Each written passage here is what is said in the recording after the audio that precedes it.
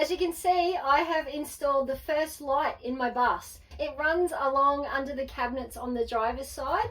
Today I'm going to be doing one underneath the cabinets on the passenger side of the bus, and in this video I'll show you exactly how I do it.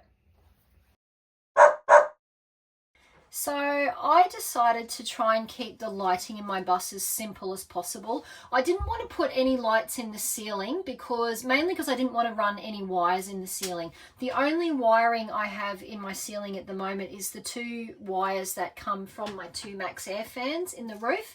And if you saw the video where I did the roof insulation, you will have seen how I ran those cables through the insulation in the ceiling. But I didn't want any other wires in the ceiling because in my bus I wanted all of the electrical cabling to be as accessible as possible.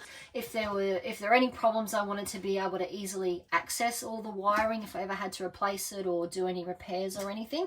And so I tried to design my bus so that all of the electrical cabling would run inside cabinets or sections of the wall where I could remove the wall cladding to get behind it, so that I could easily access all the wiring. So I didn't really want to be running any lights in the ceiling.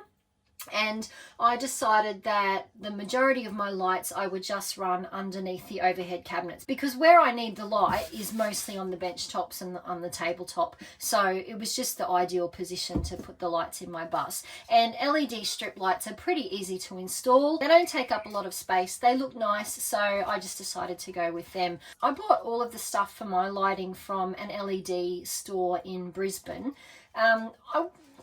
I'm not sure I would recommend them, to be honest, because the aluminium extrusion and things that I got to house the strip lights, I don't think is that great a quality. It will do for now for my purposes.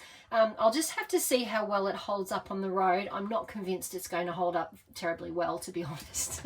I think there are probably better quality fixtures out there for strip lights that may just be a little bit more expensive. I might have to shop around and see. But anyway, as I said, at the moment they're working really well. They're staying on, so we'll just have to see over time how they handle out on the road. But for now, they're doing the job. So this is what I'm using. It's just a little LED light strip, comes in a roll. I bought 5 meter rolls. I've already cut some off the end of that, which is why it doesn't have wires. But they come with wires at each end, as you can see there. And each of those yellow squares on this strip is a little LED light. You'll see if you go looking for LED strips that there are different kinds. Some of them have the lights more spaced out on the strip, so the lights are sort of further apart, whereas the ones that I bought, I tried to buy ones that have more lights per meter, so the lights are closer together because you get a bit more of an even light, especially when you put the diffusers on. And I went for natural light. I don't like the cool blue tone sort of lights that a lot of people seem to like. I don't like that at all. I prefer a warmer light, but I didn't want to go too yellow, so I went with the natural light, which is sort of halfway in between, to get a warmer feel in my bus. So that's the actual light, and I'll show you how I go about hooking that up to the power supplying the bus. And in order to attach it, I mean, I could just, if you wanted to, you can see on the back it's just got an adhesive backing. So if you wanted to, you could literally just peel that off and stick it underneath your cabinets and just have it exposed like that, and it would work.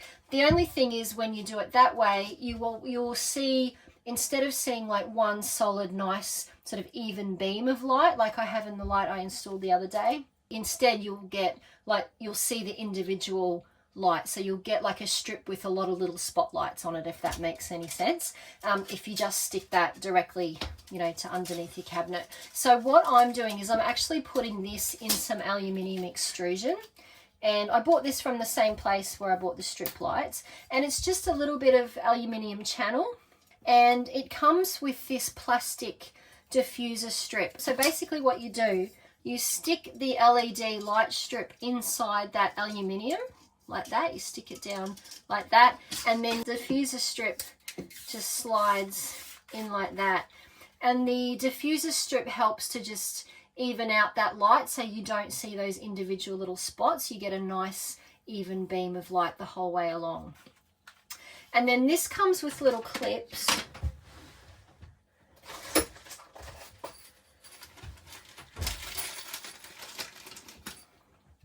So this comes with little clips that screw up underneath your cabinet or into the ceiling, wherever you're putting it, and then the aluminium kind of clicks in to that. Now, the reason I wouldn't recommend these particular ones, or I'm not entirely happy with them, is that the clips seem a little bit too small. I feel like, I mean, I don't know if you can see on the camera, but I feel like this clip should be a little bit longer and should actually clip in a little bit more underneath that aluminium to hold it in place. My feeling is they're not going to hold it tightly enough to keep it there when I'm on the road. But anyway, we will see. It almost feels like they've given me the wrong size clips for the size channel that I bought. But anyway, like I said, it's doing the job for now. There's probably better quality ones out there, so just do your own research about that. And if anyone has bought similar lights to these and is really happy with the quality, drop a comment below and let us know where you got them from. Because, yeah, as I said, I'd probably down the track going to have to look for some slightly better quality replacements for these. But, yeah, anyway, so let us know if you have found a good deal on these. So I also wanted my lights to be dimmable. Now, if you want your LED strips to be dimmable, just make sure when you buy them that you get ones that can actually be used with a dimmer switch, because some lights are not designed to work with dimmers. So just make sure whatever lights you buy, that they are dimmable if that's the way that you want to go. The switches that I'm using I actually bought on Amazon. It was a bit tricky to find nice looking dimmable switches because I wanted black ones to match my PowerPoints and all the other things that I've got in the bus. But I managed to find these ones on Amazon. I'm really happy with them. So that's the switch there, and you can, so they switch on and then they've got a dimmer function as well. So they're the ones I'm using. So I'm going to be hooking the switch and the light up to my power supply in the bus, and I'll show you how I do that. So the light that I'm hooking up today is going to run underneath these cabinets here. So I'm actually going to be securing it underneath here. I've already run most of the cabling from the electrical bay in the bus out to where I want all my lights. I have a previous video showing how I did that, so I'll put a link somewhere up here. If you haven't seen that video, go and check it out, because I talk about the type of cable that I'm using and the sizing, and I show how I ran them and everything like that. So go and have a look at that video to find out how I did the majority of the 12-volt cabling in the bus. In this video, I'm going to show you how I do the actual connections to the light and the light switch. So you can see this hole here is where I'm going to put the light switch, and the wiring for the light will actually be coming up into the inside of the cabinet through here. So if I open this cabinet door, you'll be able to see, you can see I've already got the cable here that I'm going to be using to hook up the light. So if I show you, it's running behind, it actually runs behind the back of the pantry cabinet here and comes out through here into my electrical bay, and it's this light, it's this cable here that I'm going to be hooking up to my fuse block. So I've already run that cable when I ran the rest of them. That's the one I'm going to be using to hook this light up today. The switch will go on there like that. So the first thing I'm going to do is just unscrew this panel here so that I can pull that off, and that'll make it easier to access behind to do all the connections for the switch and everything.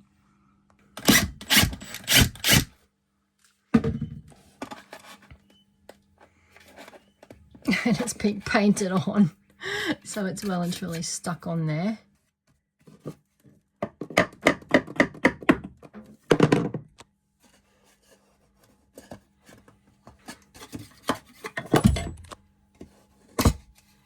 There we go. So now I can easily access this area behind here.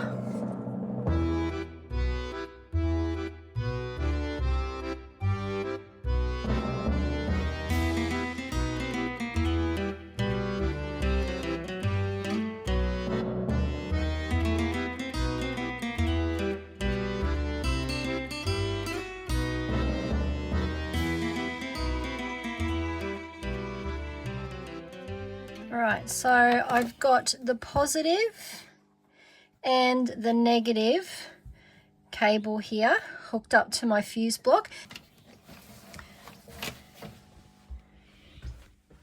Now I need to connect this end. So you can see the two wires on the end of my LED strip here, and you can tell which is positive and which is negative, because if you look really closely, and it's very small, but if you look really closely, you can just see there's a tiny little positive mark there and a negative mark there. So I know that the one on this side, which is the red one, is the positive, and the one that's black and red striped is the negative wire for these lights. So on this side, I've got my fuse block, which has a positive and a negative wire connected to it. And on the other end here, we've got a light, which also has a positive and a negative wire connected to it. Now, on a normal basic circuit, you'd connect the positive of the light up to the positive on the fuse block and the negative of the light to the negative on the fuse block. And when you put your fuse in and the fuse block gets power, that would complete the circuit and the light would come on. But I'm wanting to put a switch in the middle here, which will turn the light on and off and also dim it. And the switches that I'm using, you can see, have 3 wires. There's a red wire, a black wire, and a white wire. Now, depending on what switches you use, there may be different wires, and you'll have to read the instructions for your individual switch as to which wires get connected where. But on this particular switches that I'm using, the red wire gets connected, that's the positive supply to the switch. So it gets connected to the positive on the battery, which is the fuse block. So if I do my little switch in here, and I've got a red wire, a black wire, and a white wire, the red wire gets connected to the positive on the fuse block. The black wire on this switch gets connected to the positive of the light. So it gets connected here. And the white wire gets connected to the negative ground or the earth. So both the white wire from the switch and the negative wire from the light need to be connected back to the negative on the fuse block. So the positive wire here will get connected to the positive wire, which is the red one on my switch. The negative wire here gets connected to the white wire on the switch, and also to the negative wire on my light. So this negative wire is going to need a T-piece junction, because it's got to have 2 wires connected into it. And then the positive of the light gets connected to the black wire on my switch. Now I've drilled a hole in underneath this cabinet here, up through to the inside here. Comes out just there, and that's where I'm going to run the wires from the light strip up into here to connect to the switch and everything else. The wires that come pre-attached to the end of this light are pretty short, like you don't get a lot to work with, and they're not going to be long enough to come up through the thickness of the cabinet here that I want to pull them through. So what I'm going to do is I'm actually going to use the other end of this strip.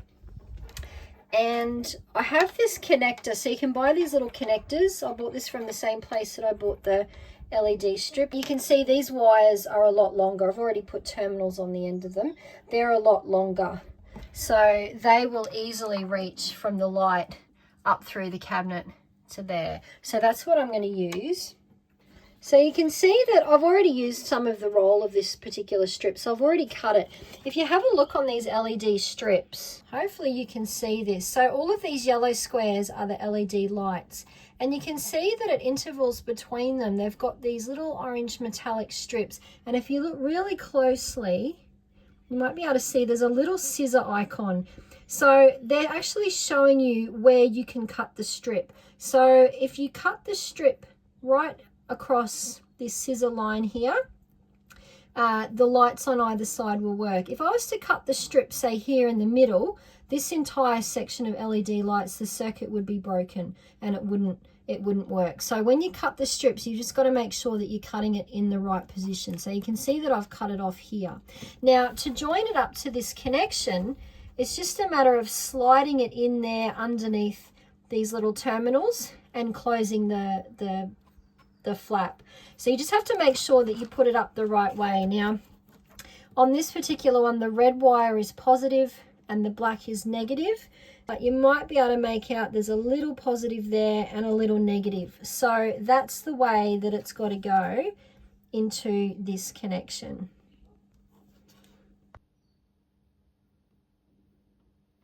So this slides in under there as far as it'll go,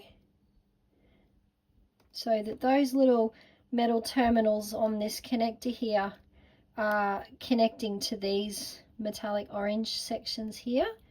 So that's in, and then you just clip that closed, and that light strip now should be connected to these wires.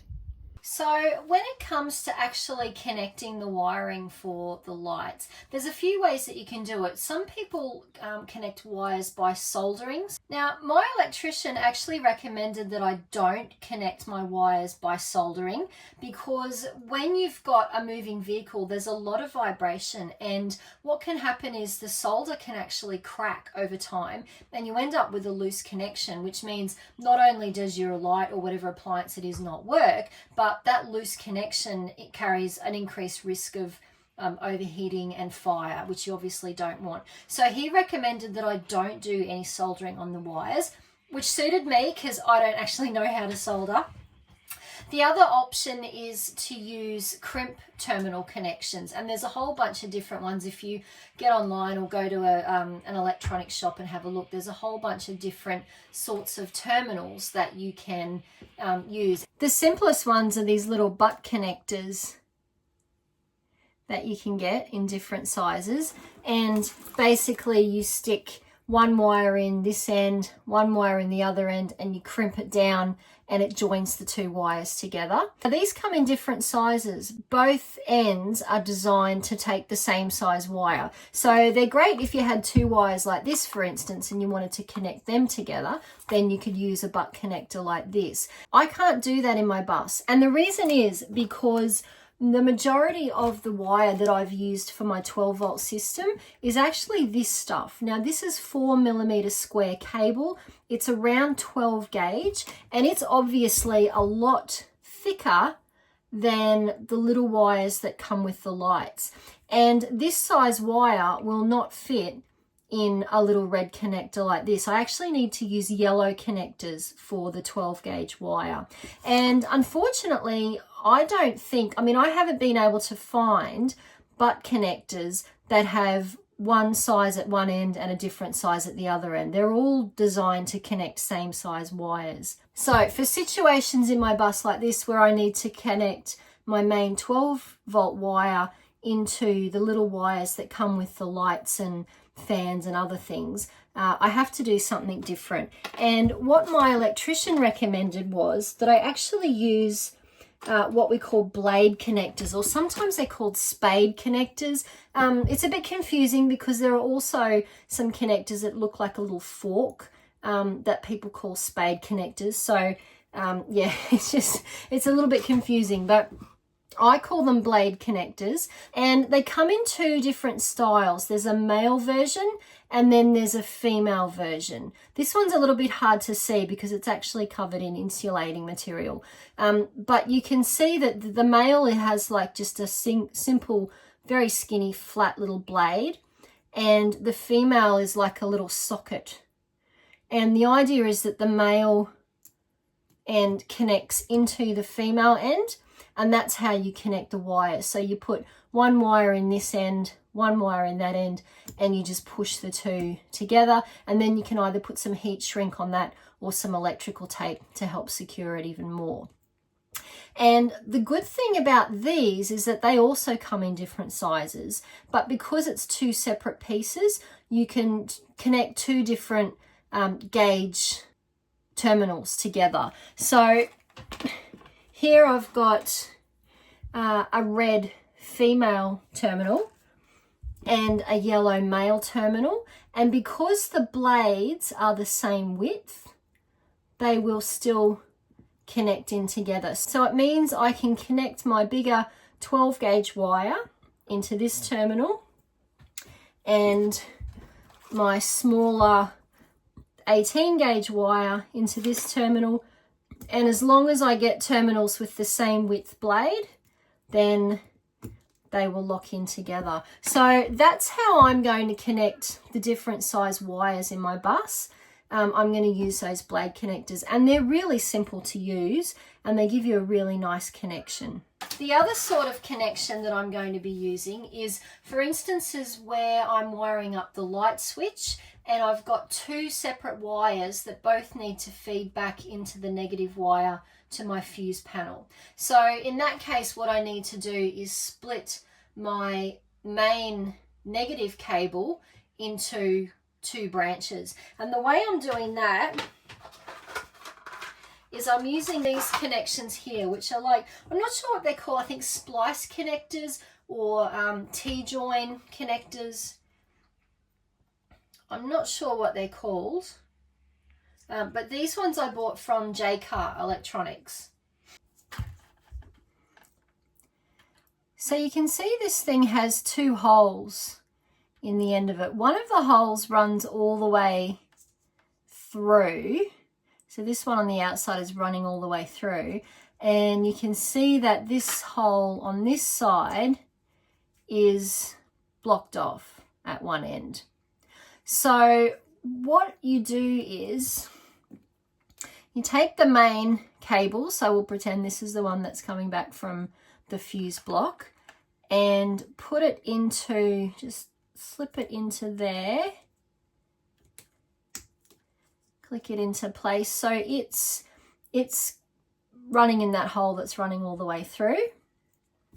And then you take your other cable and push it into the second hole as far in as it will go, so it's hitting that stop in there. So push it all the way in.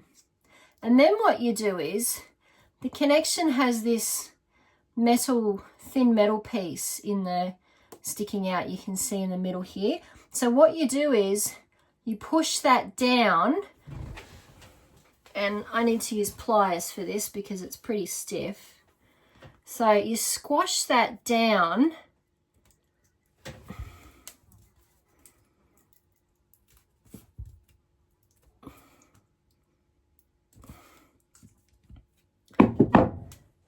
so you can see now that's pressed all the way in, and as it presses in, I'm not sure if you can see it there, it actually pushes that metal blade through the two cables and it creates a bridge that conducts electricity.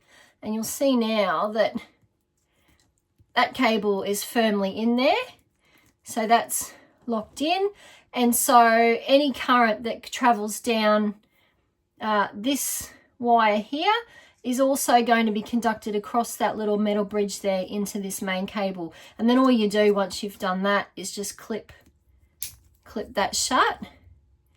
And that's a really easy way of creating like a T-join. So getting two branches from the one cable. So that's what I'm going to use when I need to run both a light and the light switch negative wires back into this main negative cable. All right, so I've got, you can see here, these are my wires coming from the fuse block. I've got my positive wire here and I've got the negative wire, which I've split into two. So there's T-piece connection here, and so I've now got two branches of the negative wire. The positive wire from the fuse block is connecting up to the red wire on my switch. The black wire on my switch is connecting up to the positive wire on my LED light here.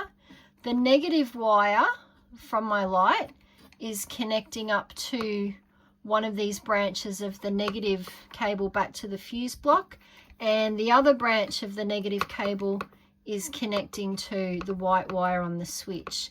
So that should be all hooked up correctly.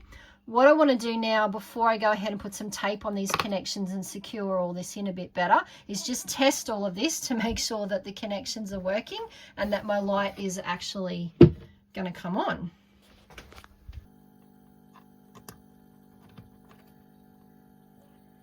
Okay, so that fuses in. So now if I switch on this switch, oh, you can see my light comes on and the dimmer's working beautifully. So that tells me it's all hooked up correctly. It's all working as it should. So I can go ahead and secure these connections in, and then I need to mount this LED strip in the aluminium underneath the cabinets here. So I'm going to be putting this aluminium up under there like that. So before I can do that, I've got to screw in the little mounting clips. So I'm just going to measure in, because it's important I get this straight so that my aluminium actually fits up in there. So I'm just going to measure from the front edge back like the same distance along and mark where the hole is so that I can screw the clips in, and they should be like in a nice straight line. So this is going to be a little bit tricky to show you, but trying to do this with one hand. So if I put the strip right up to the end of the aluminium, you can see there that you're going to kind of be able to see the wires going up through at the end. Now, it doesn't look terrible, but I'm going to try and hide that. So what I want to do is kind of have the wires coming out, have the aluminium extrusion kind of hiding the wires a little bit more. So what I'm going to do is I'm actually going to cut a notch out of the top of this channel here so that the wires will actually come up through the cabinet sort of back here a little bit, and that way I can put the diffuser over, and I'm thinking it'll just help to hide the wires a little bit, make it a little bit neater. Okay, so that's the notch that I've cut out up there. Hopefully you can see the wires will be a little bit more hidden.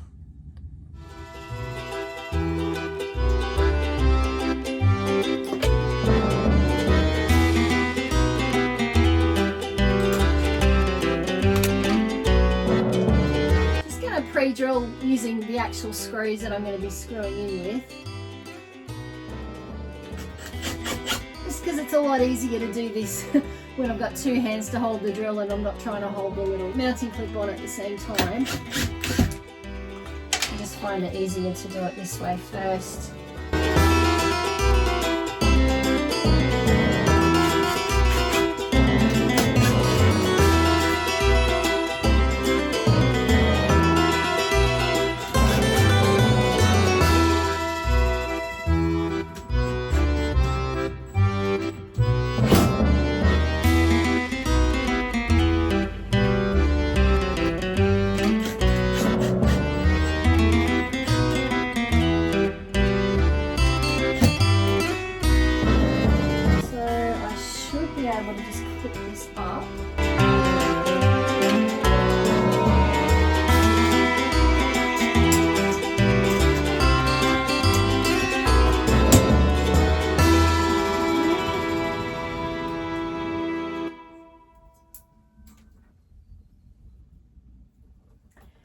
So now I'm just going to peel off this backing from the strip and stick it up into the inside of the channel. I'm just going to do it one at a time because it'll be easier to feed this diffuser strip through when I don't have this other one attached yet. So I'll do this half first and then I'll join this half one.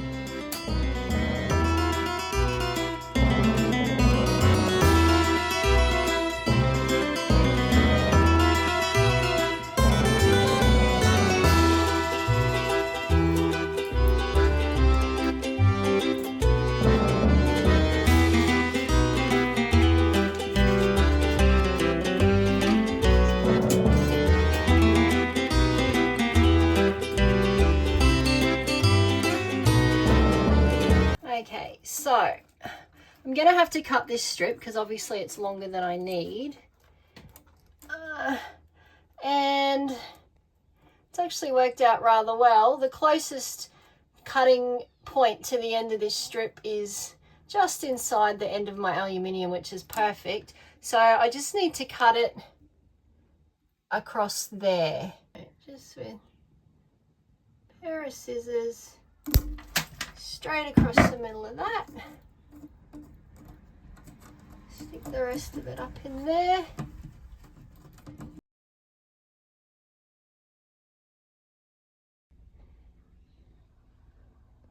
So now I can finish putting in the diffuser strip and it'll be done.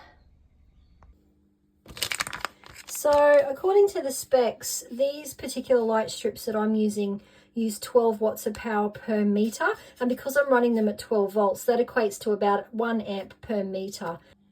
This one I've just put in is about 2 meters long, so it's going to be using 2 amps. So I'm going to use a 3 amp fuse in my fuse block for this particular light, and that should be fine. Pop that in there, and that's done. Just check that it's still,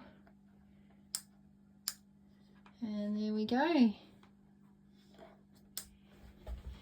And you can see here that cutting that notch out of the aluminium just helps to hide the wires a little. I mean, you can still see them if you get down at the same level and look through, but it looks a little bit neater than it would if you could kind of see them curling around the end here.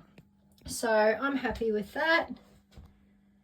Well, there it is, guys. The 2 main lights in the bus are done. I still have a couple of smaller lights to do for the bathroom and the entry door. And I'm going to do these in exactly the same way with the same LED strip lights. I'm really happy with how this turned out. I love the look of these lights. They were really easy to install and they are certainly bright enough for my needs.